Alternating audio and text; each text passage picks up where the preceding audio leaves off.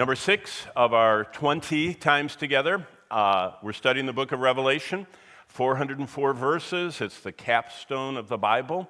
It's actually the connection point of all the Bible. It has over 800 allusions and quotations to other parts of the Bible. So these 404 verses completely link to the 31,000 other verses that make up the Bible.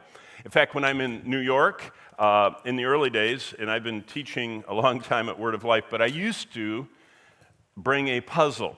I don't know if any of you do puzzles or have family members there. We have a puzzler in the back. I bring the puzzle, but I don't show them the front picture. I just have the box open, and I shake it up, and I open it, and I have a couple, 3 students pick out a piece, especially one of those 1,000-piece puzzles, and I say, tell me what the picture is by looking at your 1,000th of the front cover. None of them can figure out what the picture is. If you look at one puzzle piece, no matter how well you look at it, especially you get into a 1,000, 1,200-piece puzzle.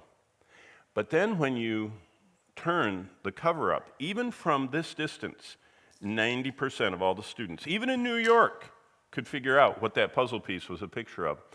That's what studying the Bible's like. Most people find one verse of the 31,102 verses, and they say, I'm not sure what that means. Well, that's probably you're right. You can't be sure until you see the context. And so the context of everything I'm doing today is the book of Revelation, and we're looking at this. Did you know the church almost went extinct?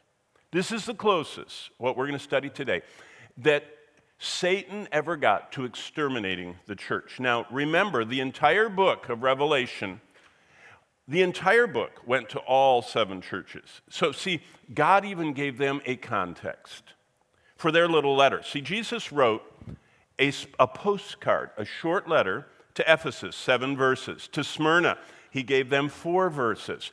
And then to Pergamos. And so we're going to start today, because we're going from 8 to 17, we're going to go through Smyrna's letter, the suffering church, which prefigured what was coming with the Roman Empire by the 4th century with Diocletian, and then the compromised church, Pergamum, right there.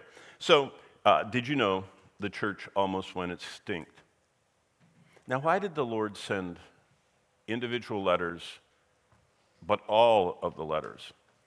Why did everybody not just get their postcard? Why did they get the big package of the whole book of Revelation? In fact, I have Christians that constantly comment to me, and they say, why do you teach about things during the tribulation? Because we're not going to be there. I said, let me ask you, why did Jesus send all this stuff to his church? I mean, do you remember, those of you that were in New York, I'm not sure with all the power going on and off with the connector, those first sessions, if you caught the fact that the first verse, the revelation of Jesus Christ, which is the whole book, which God gave him to show his servants the things which must shortly take place. All the events of Revelation were sent to all the churches. So let's look at this. And what I say is it's time to get ready because severe and painful troubles are coming. How do I know that? Because they've already come for our predecessors, for our forebears, for those who are already have lived the Christian life, those from the 1st century.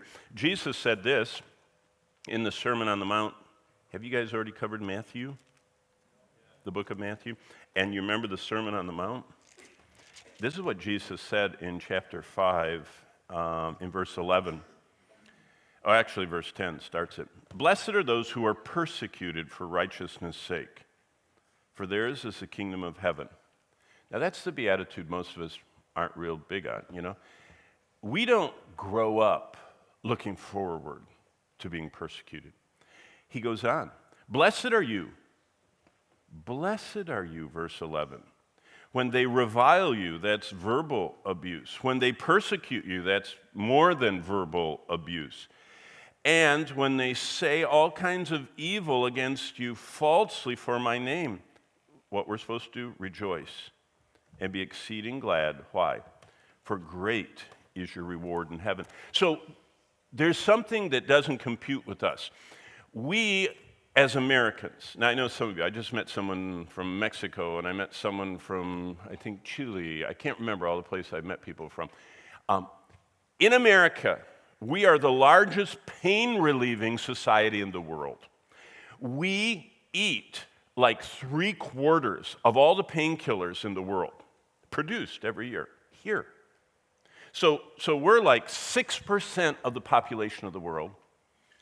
And we eat, no, we're less than that now because we're at, 7 billion. So you know what I mean, we're maybe 5% of the world. And we eat like 75% of all the painkillers, or even sometimes more. Why? We avoid pain.